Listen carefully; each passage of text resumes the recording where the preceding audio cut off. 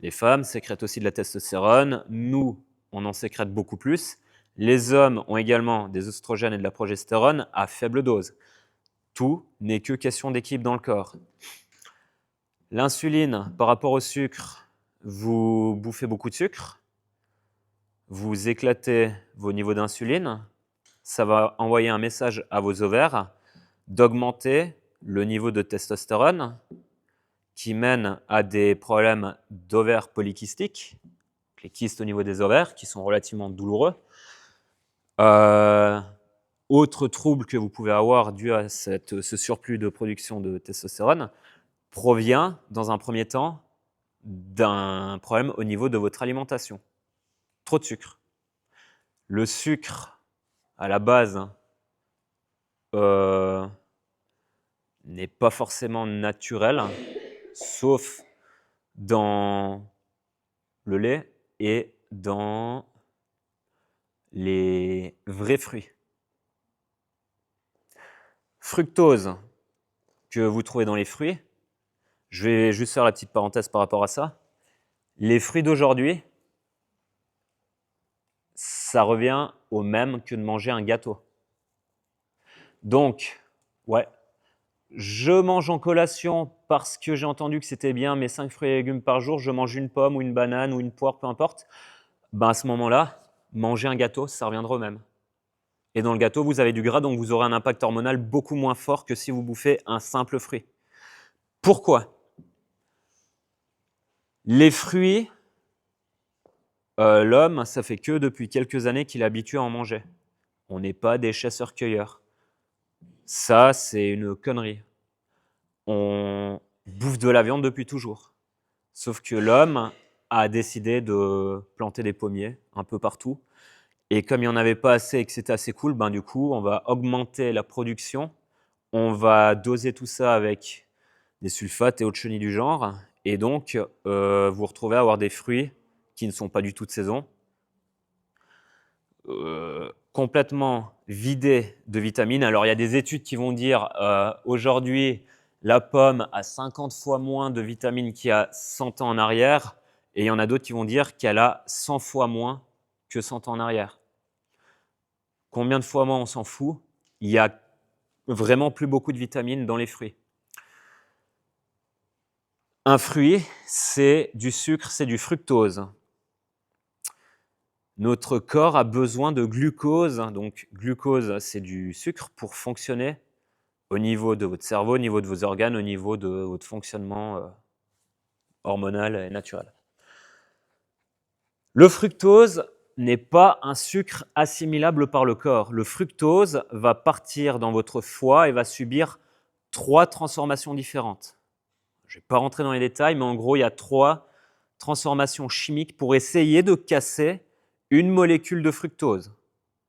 Donc déjà là, vous êtes en train de fatiguer votre foie pour rien. Je ne dis pas qu'il ne faut pas manger de fruits.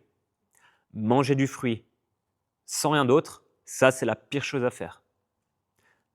Je vais vous expliquer après comment manger correctement, mais un fruit aujourd'hui, c'est vraiment pas bon. Seul, sans rien d'autre, c'est à bannir. Peu importe le fruit. Ça va éclater votre foie, le pancréas, gros pic d'insuline, droit derrière, gros crash d'insuline, fatigue, gros pic de glucagon parce que l'insuline fonctionne à l'opposé du glucagon. L'insuline est une hormone également qui anabolise, qui va booster votre métabolisme. Le glucagon est une hormone qui va cataboliser, qui va casser. Donc, je mange mes sucres, je vais produire beaucoup d'insuline. Je vais booster mon métabolisme. Yes, ça c'est top. Par contre, j'en produis tellement que mon pancréas va devoir sécréter une certaine grosse dose d'insuline pour essayer de vite aller prendre le sucre qui circule dans le sang, le piocher et aller le mettre dans les cellules. D'abord musculaires. D'une fois que vos cellules musculaires sont complètement gorgées de glucose, donc on appelle ça le stock de glycogène. D'une fois que vos stocks de glycogène musculaires sont faits, il va continuer à aller prendre le sucre pour le mettre dans votre foie. Vous avez une certaine capacité à stocker votre glycogène hépatique.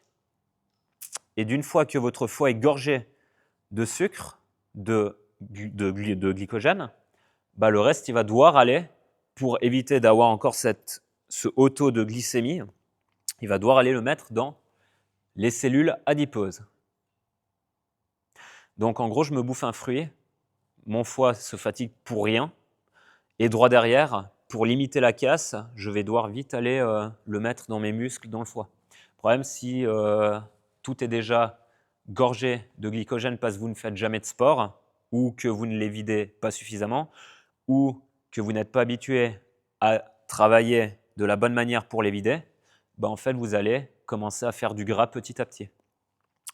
Droit derrière, j'ai eu mon crash de glycémie, donc mon corps va commencer à sécréter du glucagon pour soit casser des cellules adipeuses, donc du gras, pour le transformer en glucose, soit du lactate, donc le mythe de c'est l'acide lactique qui me fout des crampes et qui me tétanise les muscles quand je fais un effort intensif, c'est totalement faux, ce n'est pas ça du tout.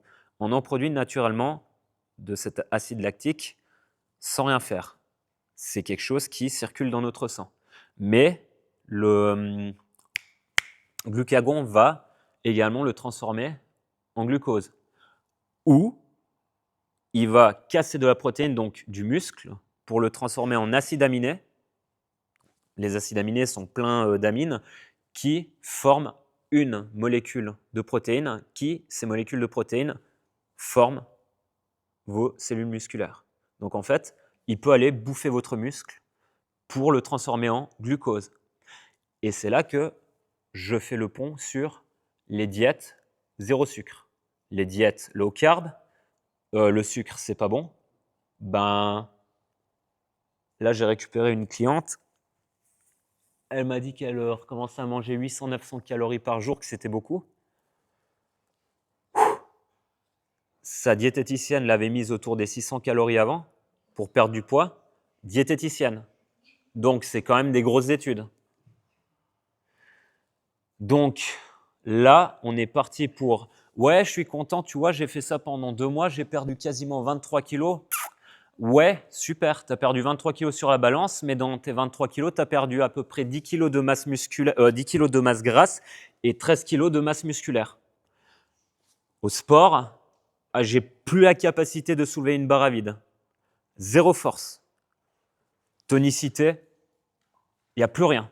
Donc en fait, ce genre de diète ultra restrictif pour vous faire perdre du poids méga rapidement, ben ouais, sur la balance, c'est cool, on voit le poids baisser, mais au début, les 2-3 premières semaines, vous perdez du gras et en fait, le corps va se dire « Oh putain, en fait, comme j'ai plus de sucre, mon gras, c'est quand même assez vital pour moi, c'est une protection qui va me permettre de survivre si d'un coup, la diète Auschwitz va continuer. Il va falloir que j'aille brûler, ce qui n'est pas nécessaire. Le muscle n'est pas nécessaire. Le muscle est 1,5 fois plus lourd que votre gras, ce n'est pas nécessaire. Et le muscle constitue votre métabolisme basal. 1 kg de muscle va vous faire brûler 30 calories dans la journée. Vous faites le calcul, combien de masse musculaire vous avez fois 30 calories. En gros, vous avez votre métabolisme basal. Donc en fait, faire ce genre de diète va bouffer du muscle, va réduire le métabolisme basal. Vous allez brûler de moins en moins de calories sur la journée. Et en fait, vous ne comprenez pas pourquoi sur la balance, ça continue de diminuer. Vous avez de moins en moins de force. Mais par contre, au visuel, vous avez toujours du gras qui coule, ce que j'appelle les skinny fat. Il y a zéro muscle, il n'y a que du gras. Mais on n'est pas forcément très gros, mais il y a juste du gras qui est un peu partout. Et la personne, en fait, si on fait une imagerie, on voit plus du tout de masse musculaire, on voit que du gras. Ce ne sont pas des personnes qui sont forcément grosses, ce sont ce que j'appelle des mollusques. C'est pas péjoratif, c'est un constat. Vous êtes incapable de descendre en squat comme ça et vous n'arrivez pas à remonter en fait. Vous restez en bas parce que vous n'avez plus aucune force. Et ça, c'est le danger également pour le vieillissement. Vous développez un capital musculaire jusqu'à vos 30 ans et après, c'est fini. Donc, vous n'avez pas développé de capital musculaire. Vous pourrez toujours faire un petit peu de muscle plus tard, mais par contre, vous êtes niqué pour la fin de vos jours si vous n'avez pas un minimum de capital musculaire qui, lui, va vous protéger des blessures à long terme. J'ai un truc pour toi, t'inquiète pas. Il faut juste comprendre comment le corps fonctionne. À 70 ans, on peut continuer à faire du muscle. Pas autant qu'à 30 ans, mais on peut continuer à en faire. Donc, vouloir couper complètement les sucres glucides, ça, c'est vraiment, aujourd'hui, on a pu prouver que c'est la pire chose à faire. Au passage, je leur fais manger 1900 calories. Alors, elle n'arrive pas tout de suite à les manger, c'est plutôt du 1500 à 1900 calories. Meilleure forme, je reconstruis du muscle, le poids sur la balance ne bouge pas, je reconstruis du muscle et je perds du gras. Mais je mange 2 fois plus. Donc en fait, je mange 2 fois plus, je perds du gras, je fais du muscle. Et je la fais bouffer beaucoup de glucides. Qu'est-ce qui se passe? Les glucides sont une source d'énergie primaire pour le corps. Je relance le métabolisme, je redonne de l'énergie, je repermets à votre corps de fonctionner normalement. Il va recommencer à pouvoir travailler, pousser de la fonte, se dépenser, anaboliser, développer de la masse musculaire. Vous développez du muscle, vous allez brûler plus de calories et donc vous allez brûler plus de gras. Par contre, ça ne va pas se faire du jour au lendemain. Il ne faut pas voir la perte de poids, la prise de masse musculaire comme quelque chose. Ouais, c'est l'hiver, rien à foutre, prise de masse énorme, je veux prendre 10 kilos, même si c'est 7 kilos de gras, 3 kilos de muscle.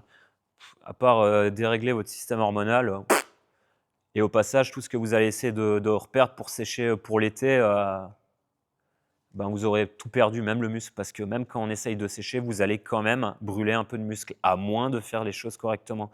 Donc, les glucides sont vos meilleurs amis. Il faut juste savoir quand, comment les manger et quels glucides manger.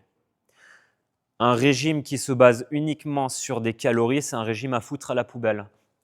Est-ce que vous pouvez me dire combien de calories vous dépensez quand vous êtes stressé?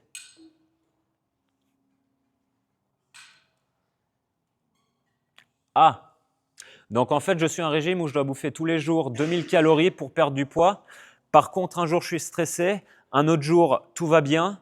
Un jour, je fais du sport, un jour, je dors vraiment bien. Un jour, je marche un peu plus. À aucun moment donné, vous allez marcher, vous allez faire la même durée de sport, vous allez vous dépenser de la même manière au quotidien. Vous n'allez jamais dépenser le même nombre de calories au quotidien. Donc, mettre en priorité la diète qui doit tenir un certain nombre de calories, vous êtes à côté de la plaque. Complètement faux. La priorité, c'est la qualité des macronutriments qui vont avoir un impact positif sur votre système hormonal. Protéines, lipides, glucides.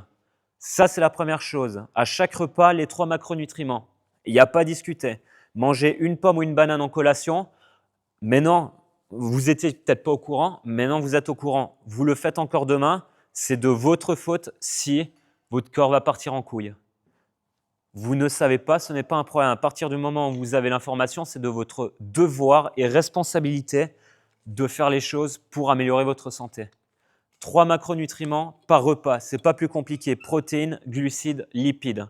Vous devez vous assurer d'avoir les 3 macronutriments à chaque repas. C'est obligatoire. Au passage, vous bouffez du sucre. Pourquoi il y a des pics de glycémie qui se produisent quand vous bouffez que du sucre?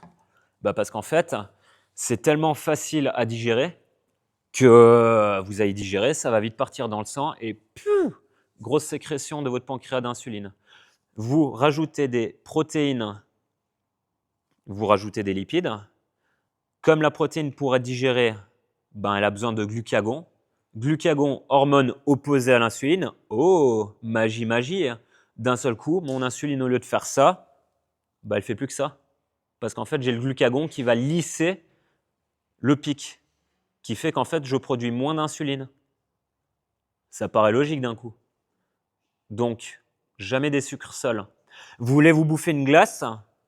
Manger une glace, ça revient au même que de bouffer un fruit en termes de réaction hormonale. Vous voulez bouffer une glace? Aucun problème. J'ai fait le test. Il y a quelques semaines, j'ai porté un capteur justement de glucose dans le bras. J'ai fait des tests parce que j'aime bien prouver que j'ai raison. Donc, bouffer uniquement du riz basmati avec quelques légumes, le riz basmati, c'est vraiment très bon. C'est pas mauvais du tout. J'ai mes légumes. Par contre, j'ai pas de protéines, j'ai pas de lipides. Je regarde mon attel, putain, sa mère. Explosion d'insuline. Je monte en haut à 10 alors que normalement, je suis censé être autour des 4-5. Pourtant, c'est pas mauvais. Eh ben, on a exactement la même chose qui se produit quand vous bouffez des fruits. Montagne russe. Bingo. On est parti sur un potentiel prédiabète. J'ai eu un gros repas, on avait mangé chez les beaux-parents couscous, il y a les légumes, la viande, et droit derrière, vous pouvez demander, je me suis envoyé 5 boules de glace caramel, la crème chantilly à gogo, 3 brownies, un cookie. Donc, la masse glucidique que je me suis envoyée après le repas principal, je l'ai un peu fait exprès aussi. Je regarde mon attel, lisse, il n'y a rien qui a bougé. Il n'y a vraiment rien qui a bougé. Pourtant, je m'envoie une dose colossale de sucre. Il n'y a rien qui a bougé. J'ai eu aucun pic. C'est pas pour autant que le lendemain, rétention d'eau, 1 kilo en plus parce que réaction de l'estomac. Mais au niveau de ma sécrétion d'insuline, j'ai mangé un full sucre après un repas bien fait. Aucun problème. C'est vraiment pour vous expliquer à quel point les glucides, les sucres mangés de manière totalement isolée sont hyper mauvais pour votre corps. Impact au niveau de l'estomac. Si tu veux, au niveau de l'estomac, ça crée une sorte de réaction inflammatoire qui va provoquer une rétention d'eau. D'ailleurs, ça n'a pas de panique. Gros repas de Noël, grosse bouffe, vous faites péter le bide même sur une journée entière. Le lendemain, vous pesez plus 3 kilos. Vous n'avez pas pris 3 kilos de gras. Vous avez pris 0 g de gras. Vous n'avez pas pris de gras. Le gras va se prendre si vous avez cette attitude au quotidien. Les 3 kilos sont 3 kilos de rétention d'eau inflammatoire parce que votre estomac n'arrive pas à tout casser, à tout digérer. Donc en fait, vous créez une inflammation au niveau de l'estomac et de tout ce qui se trouve autour. Et donc, il faut à peu près 3-4 jours pour que cette rétention d'eau s'évacue. D'ailleurs, vous regardez après ce genre de repas, vous êtes un peu bouffi, vous êtes moins dessiné. C'est normal, c'est une réaction inflammatoire de votre estomac, ce n'est pas une prise de poids. Donc, je bouffe n'importe comment, je regarde mon poids sur la balance, 1, 2, 3 kilos en plus. Droit derrière, oh putain, tout ce que j'ai fait comme effort pendant des semaines et des mois pour perdre ça et j'ai repris ce poids, je vais aller me punir au sport. Mais c'est complètement débile, parce qu'en fait, ce n'est pas du gras. Et là, porte ouverte au TCA. C'est complètement idiot de réagir comme ça. Votre organisme a besoin d'une seule chose, la routine, pour maintenir un système d'homéostasie, donc maintenir un équilibre naturel dans son corps. Et ça passe par la routine. Manger toujours les 3 macros, manger les mêmes quantités de macros à chaque repas pour éviter les montagnes russes d'insuline, et essayer de respecter les heures auxquelles vous mangez. Vous mangez le matin, vous mangez une collation, vous mangez à midi, vous mangez l'après-midi, vous mangez le soir, essayez de manger aux mêmes heures. Alors, ceux qui travaillent de nuit, je ne vais pas recommencer à parler de ça, c'est une catastrophe, vous êtes en train de vous éclater la santé.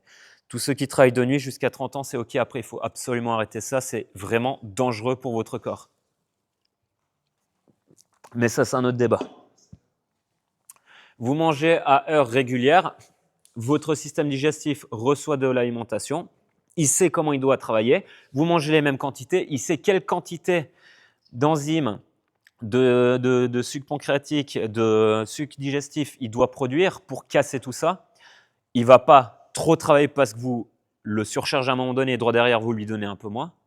Donc, vous habituez votre système digestif à travailler de la meilleure des manières possibles. D'une fois qu'il a fini de travailler, il sait qu'après, vous n'allez rien lui redonner pendant 2-3 heures, donc il va enfin pouvoir calmer et récupérer. Et ça passe par de la régularité. Donc, la routine, les mêmes heures auxquelles vous allez manger, si possible, les 3 macronutriments, les mêmes quantités d'aliments. Vous faites ça, c'est gagné. Et si vous buvez assez aussi à côté. Dis-moi. Oui. Tu peux essayer, mais te connaissant, tu feras rien de bien. Je sais. Alors, vous trouvez des calculs. Le calcul, alors moi quand je fais les programmes, je compare toujours 2 calculs différents. Un calcul simple, un calcul complexe. Et en fonction de la personne que j'ai en face, son âge, le sexe, la taille, le poids, ses antécédents, je vais analyser lequel des 2 résultats me paraît le plus cohérent. Tu as plusieurs façons de le calculer, mais il faut calculer ton métabolisme basal, donc combien de calories tu brûles en fait, sans rien faire, juste pour bien fonctionner. Donc, une femme, c'est à peu près 1200 calories. Celle que je vous ai dit avant, 900, 500 calories par jour, vous pensez bien que déjà là, il y a un problème. Donc, 1200 calories pour une femme, 1500 calories à peu près. Ça va varier d'un individu à un autre. Moi, j'ai un métabolisme ultra rapide. Toi, je pense que c'est la même. Moi, au repos, je peux brûler 1800 calories. C'est la merde. C'est compliqué à prendre du poids. Une autre personne aura peut-être un métabolisme qui va fonctionner moins rapidement. Il faut juste savoir comment ton corps fonctionne. Ton métabolisme basal, tu additionnes à ton activité physique le job, le sport, ça va donner un certain coefficient et ça va te donner plus ou moins ton total calorique que tu dépenses sur ta journée. En fonction de ton total calorique dépensé et en fonction de ce que tu as besoin, tu vas diviser protéines, lipides, glucides, combien tu dois manger sur ta journée, que tu divises en nombre de repas que tu vas manger, que tu vas diviser en nombre de calories que représente une protéine, un lipide et un glucide. Donc, tu ne vas pas faire ça seul. Moi, je pense que c'est intéressant de faire appel à des spécialistes et des professionnels dans le domaine. Mieux vaut payer une fois une personne qui vous apprend à vous alimenter correctement pour le reste de votre vie que d'essayer de faire la toupie tournoyante à faire totalement n'importe quoi à plein d'essais. Je l'ai essayé pendant 15 ans de ma vie. J'ai tout essayé. J'ai vraiment tout essayé. Il y a eu des façons de s'alimenter qui ont marché, d'autres pas du tout. Je peux te dire, il y a une façon de s'alimenter qui est correcte et c'est celle-là. L'homéostasie, c'est vraiment ce qu'il faut retenir. Si tu sors ton corps de la routine, il va vraiment pas aimer ça. Donc oui, tu ne peux pas faire ça seul si tu n'as pas un minimum de connaissances. Parce qu'après, il faut encore savoir pourquoi tu dois manger tant de protéines, de glucides et de lipides. Si tu n'as aucune idée de ce que ça représente 20 grammes de lipides sur ton corps et quel impact hormonal ça va avoir, tu peux jouer au petit chimiste à faire les calculs que tu veux, tu seras toujours à côté de la plaque. Oui et non. Moi, je fais compter le premier mois, tout, mais attention, tout ce que tu calcules, tu regardes, tu analyses, tu essaies d'analyser tout ce que tu manges régulièrement, le type d'aliment facile à manger, que tu aimes bien cuisiner, tu regardes la quantité. Et l'idée sur le premier mois, c'est d'essayer vraiment de se représenter qu'est-ce que ça représente 100 grammes de riz, par exemple. Ça ou ça, est-ce que je suis complètement à la plaque si je prends 100 grammes? Et l'idée, c'est vraiment de se représenter les quantités que tu as dans ton assiette. Et puis, d'une fois que tu penses être juste, t'essayes à vue de nez, une semaine. Et une semaine après, tu reprends l'application, tu rentres absolument tout ce que tu as pour voir si tu es dans le tir. Tu es dans le tir, parfait, tu as tout compris, tu sais comment ça fonctionne, tu n'as plus besoin de la balance.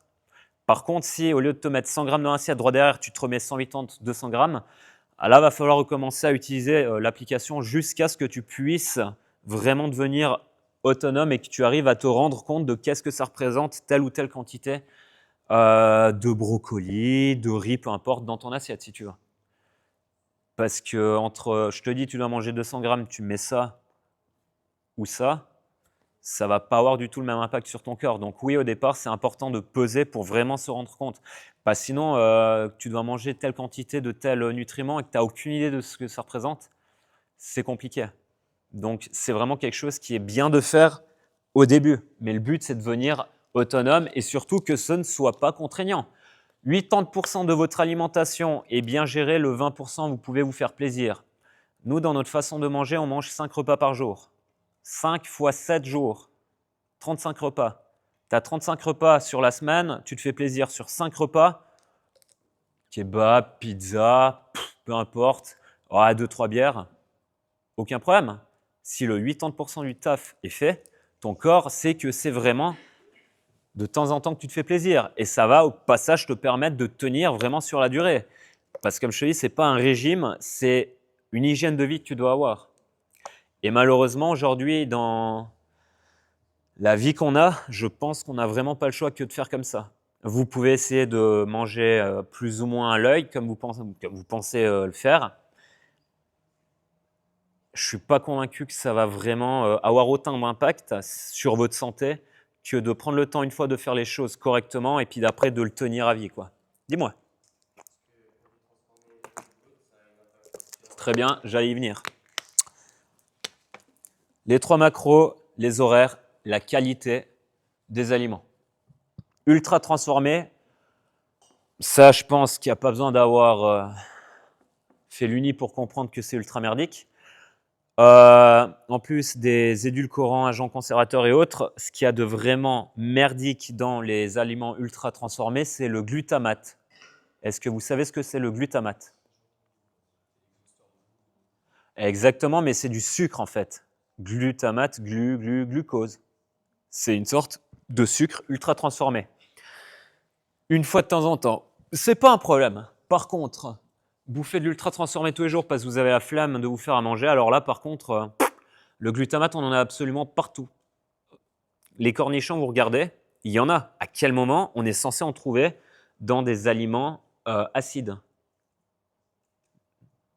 Dans le jambon, vous achetez les alors, de temps en temps, oui, vous pouvez vous acheter les barquettes de poulet, de la dinde, peu importe. C'est pas un problème. Le problème, c'est de manger ça tous les jours. Il y a également là-dedans les boissons protéinées, les EMI, ces trucs-là, c'est un merdier sans nom. Vous regardez que les protéines parce que vous êtes omnubilé, protéines. Mais en fait, vous êtes en train de complètement vous éclater votre pancréas, votre foie, votre cerveau, parce que le glutamate est absolument partout. Le glutamate, on en a vraiment à très forte dose partout. Ajoutez à ça, vous avez une alimentation riche en sucre, en glucides, et vous bouffez des aliments ultra transformés. Alors là, le glutamate, c'est une hormone que l'on produit naturellement.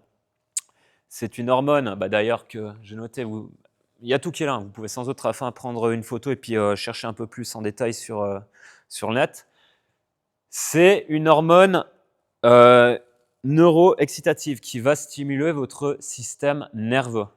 On en a besoin. Mais comme pour tout, le trop, ça devient plus très bon, quoi. Le glutamate sécrété à très haute dose va avoir sur du long terme un impact vraiment négatif sur tout votre système neurologique. Les maladies neurodégénératives, et ça vient de plus en plus tôt, 45 ans, vous avez déjà des personnes Parkinson et autres merdes du genre, 45 ans. Le problème, là vous allez bien. Par contre, demain, on vous détecte un Parkinson, alors là, par contre, il y a 0 retour en arrière possible. Ouais, mais moi, mes 50 premières années de ma vie, nickel, tout va bien. Ouais, mais là, tu as le Parkinson qui débarque, j'en connais un, très très jeune. Il y a 0 retour en arrière possible, ta vie est complètement niquée. Attendez pas d'avoir une maladie pour vous dire « je dois reprendre ma santé en main ». Glutamate, hormone opposée, le GABA.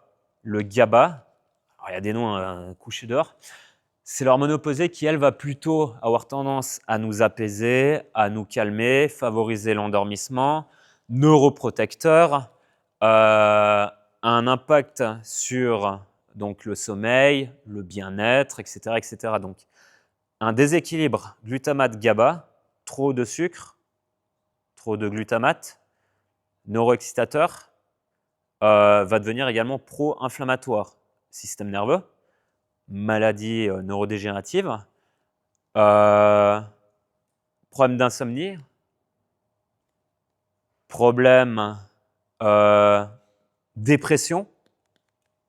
D'ailleurs, la plupart des médicaments, des anxiolytiques, sont faits à base du même principe actif que le GABA.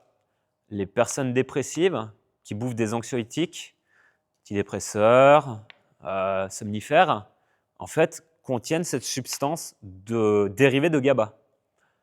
Ben, le problème, comme je vous ai dit tout à l'heure, dès qu'on commence à s'amuser avec des hormones, vous allez complètement déréguler la production naturelle des hormones sécrétées par votre cerveau. Donc en fait, en général, quand on commence par en prendre, c'est très très compliqué d'arrêter. Pour ça qu'on essaye de sevrer gentiment, mais vous commencez traitement anxiolytique, somnifères et autres, en général, à moins de vraiment reprendre votre santé vraiment en main, vous ne sortez pas de tout ça. Le problème, c'est que ces médicaments également ont un impact sur ce qu'il y a là-dedans. Donc, quand on prend des médicaments avec des principes actifs très puissants à base d'hormones, c'est vraiment que là, il y a un grave problème derrière. Encore une fois, vous ne le voyez peut-être pas tout de suite. Problème, d'une fois que la maladie arrive, je le répète, c'est trop tard. C'est fini. Donc, pour éviter tout ça, on évite les aliments ultra transformés, on essaie de manger de la meilleure des façons possibles, on essaye de manager son stress pour optimiser son sommeil, diminuer le risque de blessure et autres. Oui, pour ceux qui sont intéressés, on en reparlera.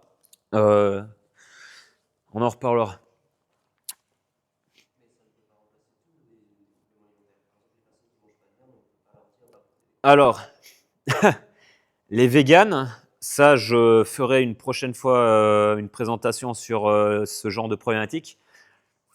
Les véganes, aujourd'hui, à mon sens, c'est pas durable. Bouffer des protéines végétales, vous n'allez pas assimiler plus de 5% du fer total contenu à l'intérieur. Anémie, fatigue chronique, donc vous allez devoir vous doser de plein d'autres compléments. T'es pas végane, toi. La vitamine B12 qui est contenue dans les protéines végétales est complètement inactive. Le corps ne peut pas la synthétiser. Aujourd'hui, vous pouvez, par choix, devenir végane. D'un point de vue santé, c'est vous tirer une balle dans le pied. Par contre, ça va falloir vraiment développer pour vous faire… Je le dis comme ça, mais par contre, quand j'aurai vraiment 2 heures d'argumentation pour vous faire comprendre que le véganisme est vraiment pas bon aujourd'hui, ça va vraiment vous faire changer de vision là-dessus. Le vegan aujourd'hui, il faut arrêter, même si c'est un choix éthique ou autre, vous n'aurez pas une bonne santé. C'est plus possible.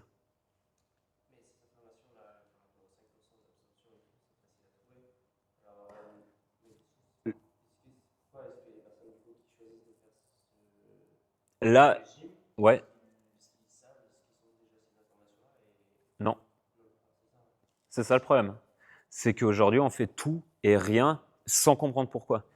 On va faire ce genre de régime, mais on ne connaît pas du tout les conséquences. À quel moment on vous explique que ça va foutre en l'air tout votre système hormonal qui va avoir un impact sur votre santé au droit derrière. Vous voulez être vegan, vous pouvez. Vous allez devoir bouffer par contre des pilules à outrance pour essayer de combler les carences que vous allez développer à cause du fait que vous ne mangez pas de viande. Dans la viande, il y a tous les acides aminés, les minéraux, les vitamines et autres essentiels pour que votre corps fonctionne de la meilleure façon possible. Encore une fois, prendre des compléments. Ah oui, et puis autre chose, les compléments. Les compléments, vous prenez je ne sais pas combien de grammes de peu importe n'importe quel complément, arrivé dans l'estomac à cause de l'acidité de l'estomac en fait, vous allez assimiler à peu près 15 à 20% de la substance active de vos compléments. Donc se dire je vais me complémenter en vitamine B12, en fait, vous êtes encore à côté de la plaque si vous prenez uniquement les doses qui vous prescrivent parce que vous n'allez pas du tout assimiler les bonnes quantités de vitamines derrière. Donc, les compléments, c'est encore un autre sujet par rapport à ça. Oui, vous allez prendre effectivement de doses effectives qui est notée sur l'emballage, le nombre de milligrammes qui est écrit par contre, qui sera assimilé par votre intestin, 15 à 20%, pas plus. Pour ça, tout miser sur la complémentation, faut arrêter, c'est faux. Ça peut pas marcher.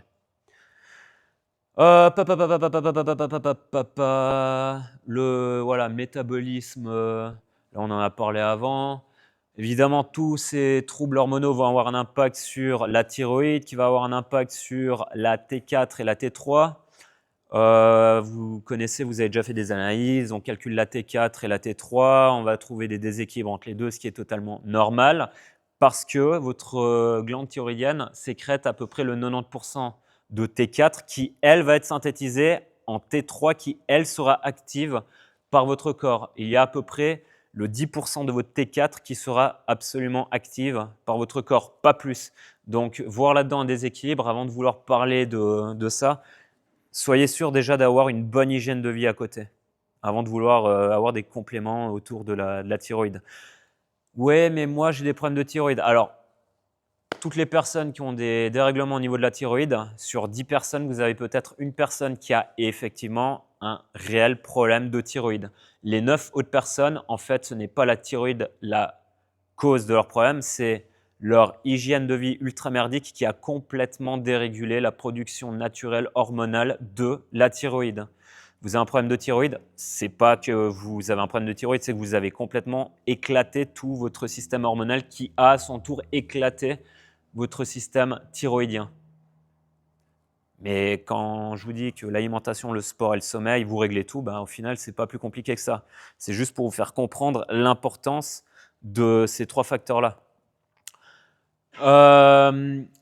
Là, j'ai mis une liste de choses qui peuvent impacter du coup votre système hormonal. Le sommeil, vous dormez mal, en général, vous dormez mal, vous allez avoir un impact sur la prise de masse grasse ou la perte de masse. Le sommeil impacte directement un impact sur la ghréline et la leptine. Ce sont 2 hormones qui vont ouvrir l'appétit ou enlever l'appétit. Donc un sommeil éclaté va avoir un impact sur votre sensation de faim, plein d'autres choses, le métabolisme et autres. Mais déjà, les personnes qui n'ont pas faim, ce sont des personnes qui ne dorment pas bien. Les personnes qui ont tout le temps faim sont des personnes qui ne dorment pas bien du tout. Donc le sommeil éclaté va complètement perturber du coup la perception que vous avez de la faim. Vous n'avez pas faim le matin, vous avez eu un sommeil éclaté qui va engendrer un dérèglement de tout votre système hormonal et c'est parti en boule de neige. Le stress chronique par rapport à la production de cortisol de manière excessive, les personnes qui ont toujours des douleurs partout sont des personnes qui produisent tout le temps du cortisol, qui sont sans arrêt dans un état inflammatoire. Tu as une question? Ah ok. Du coup, apprenez à manager votre stress, il y a des moyens pour ça, mais le stress tue, trop de cortisol. Le cortisol est une hormone également opposée à l'insuline. D'ailleurs, nous, dans les entraînements, depuis que je sais ça, je bouffe du sucre pendant mes entraînements parce que l'entraînement de force ou de haute intensité augmente votre niveau de cortisol. Du coup, je m'envoie de l'eau de coco avec un peu de maltodextrine pour envoyer de l'insuline pour abaisser le niveau de cortisol, pour éviter d'aller vider mes stocks de glycogène, pour moins me fatiguer, pour mieux résister face à l'effort et pour moins m'enflammer. Donc que ce soit pendant ou direct après l'entraînement, il faut avoir du sucre rapide. Là, c'est essentiel. Sucre rapide autour de l'entraînement. Il le faut. Vous sécrétez trop de cortisol, souvent, c'est parce que vous mangez pas assez de glucides. Le glucide augmente l'insuline qui va diminuer votre taux de cortisol, qui va diminuer votre niveau d'inflammation, le pH sanguin, etc., etc. Les régimes yo-yo, la sous-alimentation, les régimes Auschwitz et autres, ça, il faut vraiment arrêter. La sous-alimentation va complètement éclater tout votre corps. Ça, je vous l'ai expliqué avant, donc vous devez manger, votre corps est une Ferrari, vous devez lui donner le bon carburant pour qu'elle puisse bien fonctionner, pour pouvoir tenir également sur la durée. L'alimentation ultra transformée, un véritable chenille, surtout par rapport à tous ces exhausteurs de saveurs, ce surplus de glutamate, de sucre qu'on rajoute vraiment partout. Autre point pour les personnes en surpoids, je reviens à ce que je vous ai dit avant. Patient obèse, mais les analyses de sang lui disent que tout va bien. Non. Le surplus de gras va créer une sorte de compression des tissus adipeux qui va créer une sorte d'asphyxie de ces cellules adipeuses qui va à son tour engendrer des cytokines. Ce sont des substances pro-inflammatoires. Ces cytokines sont envoyées dans le sang. Tout ce qui passe dans le sang passe par le foie. Et ensuite, tout ce qui passe par le foie également est envoyé au cerveau. Vous êtes obèse, vous ne faites rien, vous avez énormément de chances de développer un foie gras et de développer une maladie neurodégénérative si vous ne faites rien. Donc encore une fois, ce n'est pas parce que vous êtes obèse que vos analyses de sang vous montrent que tout va bien, que tout va bien. Ça, il faut vraiment arrêter. Et je pense qu'on peut mieux faire que juste s'arrêter à lire des analyses de sang. Comment va l'état général de la personne? Je dois dormir avec le masque, avec la CPAP pour vous permettre de ne pas faire des apnées du sommeil. Je ne peux pas faire 10 mètres sans transpirer la mort et puis plus pouvoir en avant, il faut arrêter. Autre point que je vais aborder avant de passer aux douleurs, les mitochondries. Les mitochondries, ce sont en fait vos micro-usines que vous avez dans tout votre corps, dans toutes votre cellule. Toutes les cellules de votre corps ont et possèdent entre 100 et 1000 mitochondries. Dis-moi. Ouais.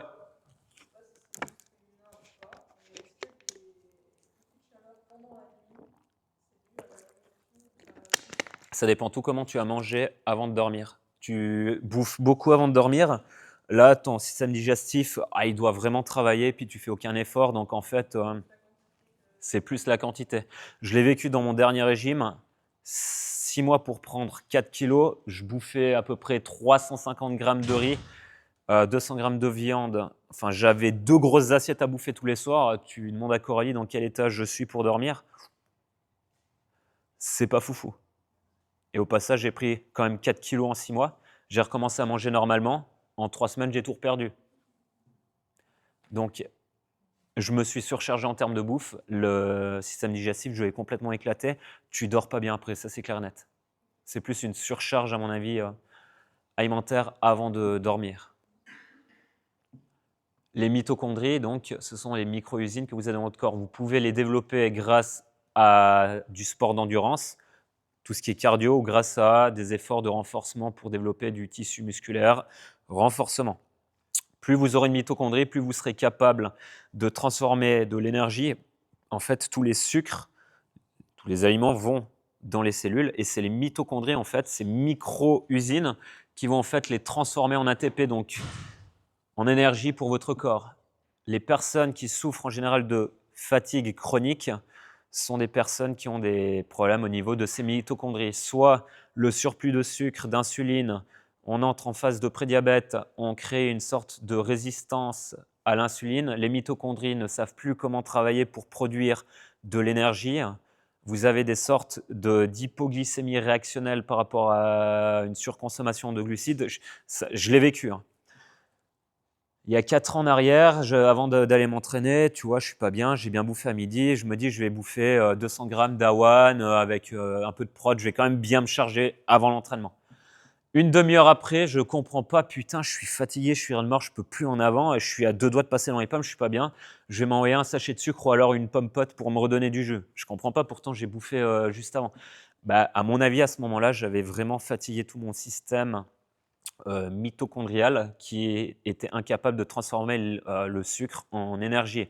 Et moi, ce que je faisais, c'était me surcharger en sucre en pensant que c'était ce manque de sucre qui allait me donner de l'énergie.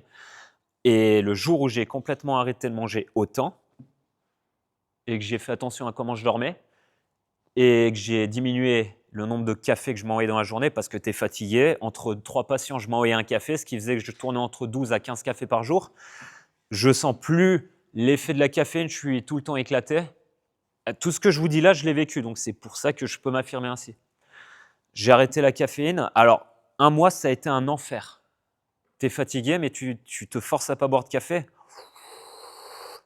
Ah putain, t'es pas bien. Hein. Mais 1 mois, ça a été un enfer. Et par contre, après, ça m'a complètement ramener dans un équilibre total. Je pouvais remanger normalement, reproduire de l'énergie en journée, me réentraîner correctement, dormir correctement.